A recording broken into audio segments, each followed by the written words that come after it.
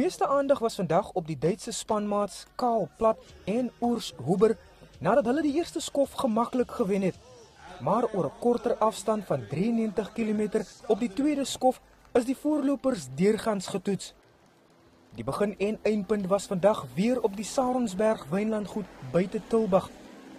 En vir plaaslike inwoners was dit pure bederf om die wêreld se top bergfietsryers in aksie te sien. Man, ons ry ook so bietjie mountainbike, so ons kyk op na die vlakte wat ons hoop ons eendag sal op wees. Ja, ons moet hulle aanmoedig en vol gees wees sodat hulle kan moedig. Dis lekker om hier te wees en dis hier in ons eie vallei, so en ons ondersteun die mense wat uit ons eie vallei uit ry. Op die roete was daar heelwat uitdagings vir die voorste ryers. Die boelspan het in die laaste afdraande 'n papband gekry en heelwat tyd verloor. Dit het die Centurion Vaudey span van Nicola Roubach en Matthias Frommer 'n gulde geleentheid gegee. Hulle het die Cape Epic se 100ste skof sedert sy ontstaan in 4 uur en 16 minute gewen.